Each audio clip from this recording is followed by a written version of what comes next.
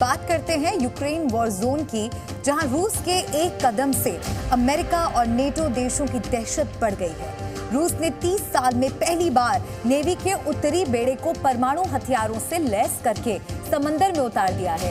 इसके अलावा रूस के परमाणु बॉम्बर अमेरिका और नेटो देशों के बॉर्डर तक कष्ट लगा रहे हैं। ऐसे में इस बात की आशंका जाहिर की जा रही है कि अगले 10 दिनों के अंदर रूस के बड़े हमले का निशाना यूक्रेन के साथ साथ यूरोपीय देश भी बन सकते हैं, क्योंकि रूस ने यूक्रेन को मदद देने वाले नेटो पर रूस के खिलाफ युद्ध छेड़ने के आरोप लगा दिए हैं और कड़े कदम उठाने की चेतावनी भी दी है।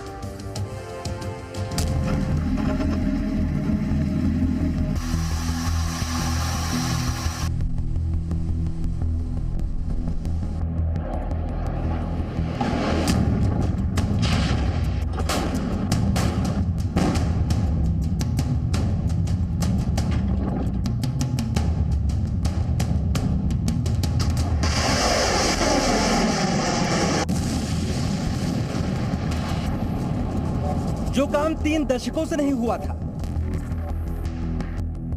जो तैयारी 1 साल की यूक्रेन वॉर में रूस ने कभी नहीं की,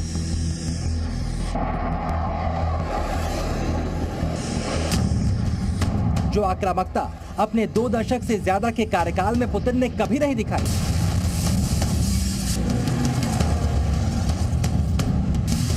24 फरवरी यानी यूक्रेन वॉर के 1 साल पूरा होने से पहले वो आक्रामकता, वो तैयारी पुतिन ने दुनिया को दिखाकर एक बार फिर से दहशत में डाल दिया है।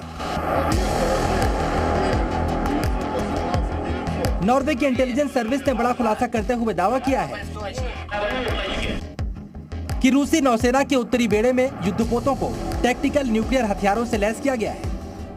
माना जा रहा है कि 30 साल में यह पहली बार है जब बेड़ा परमाणु हथियारों के साथ समुद्र में गया है। रिपोर्ट में कहा गया है कि इन परमाणु हथियारों का एक बड़ा हिस्सा उत्तरी बेड़े की पनडुब्बियों और जहाजों पर तैनात है।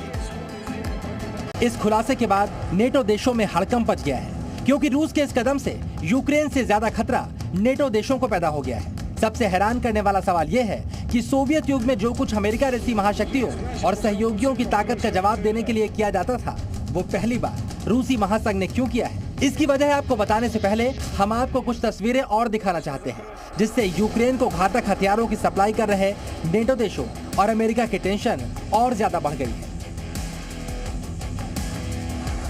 ये रूस के Tu-95MC की उड़ान है,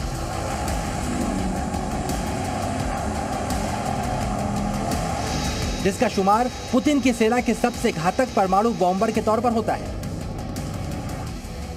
फिलहाल Tu-95MC ने बेरिंग सी के ऊपर उड़ान भरी। बेरिंग सी अमेरिका और रूस को जोड़ता है। इस परमाणु बॉम्बर ने 7 घंटे तक बेरिंग सी पर उड़ान भरी है। Tu-95MC 16 क्रूज मिसाइलों से लैस होता है और ये घातक परमाणु हमला करने में सक्षम है। जब Tu-95MC उड़ान भर रहा था, तब सुखोई 30 MKI इसे एस्कॉर्ट कर रहे थे। नेटो देश इस खतरनाक परमाणु बॉम्बर को बियर के नाम से जानते हैं।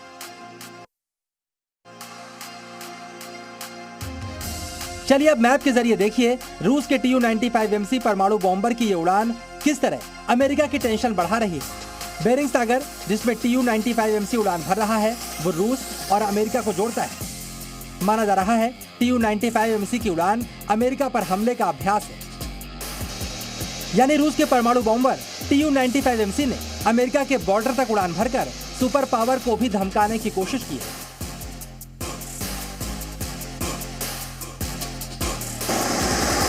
चलिए अब आप एक और तस्वीर देखिए।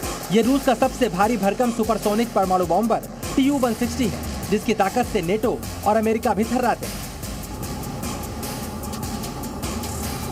Tu-160 ने नेटो देशों के पास उड़ान भरी है। Tu-160 परमाणु हमला करने में सक्षम है। Tu-160 परमाणु बॉम्बर ने नॉर्वे सागर और बैरेंट्स सागर पर उड़ान भरी है। Tu-160 की 13 घंटे की उड़ान से नेटो देश टेंशन में आ गया है, क्योंकि Tu-160 12 न्यूक्लियर मिसाइलों से लैस होता है। चलिए अब मैप के जरिए समझिए आखिरकार ये उड़ान क्यों नेटो और सहयोगी देशों की टेंशन बढ़ा रही है। Tu-160 ने जिस नॉर्वे सागर के ऊपर उड़ान भरी है और नेटो में शामिल होने की राह देख रहे फिनलैंड और स्वीडन के करीब है। वहीं बेरेंट्स सागर की बात करें तो यहाँ भी रूसी परमाणु बॉम्बर की उड़ान बाल्टिक देशों के लिए बेहद खतरनाक है। यानी जो देश यूक्रेन को बढ़ चढ़कर मदद देने का दावा कर रहे हैं, रूस उनके लिए मुसीबत बढ़ा रहा है। रूस के परमाणु बॉम्बर्स की उड़ान को अमेरिका से लेकर नेटो में शामिल नॉर्वे जैसे देशों के लिए बड़ी चेतावनी माना जा रहा है। इसके अलावा रूस की नेवी की उत्तरी कमान के परमाणु हथियारों से लैस होकर समंदर में उतरने के बाद तो संकट नेटो देशों पर भी मंडराने लगा है। सबसे ज्यादा टेंशन में नॉर्वे है। नॉर्वे की खुफिया एजेंसी ने टैक्टिकल न्यूक्लियर हथियारों को नेटो देशों के लिए गंभीर खतरा बताया है। नॉर्वे की रिपोर्ट में कहा गया है कि रूस के पास पनडुब्बी, सैटेलाइट को तबाह करने वाले हथियार और साइबर उपकरण भी मौजूद हैं, जो नॉर्वे और नेटो को धमकाने के लिए काफी है। यही वजह है नॉर्वे के राष्ट्रपति और नेटो महासचिव जेंस स्टोल्टेनबर्ग ने फिर से यूक्रेन को मदद देने और नेटो एकजुटता की बात दोहराई है। Putin made two big strategic mistakes. He underestimated the strength and the bravery of the people of Ukraine and its armed forces, and he underestimated the unity and resolve of NATO and partners. NATO allies are providing unprecedented support to Ukraine to help uphold its right of self-defense.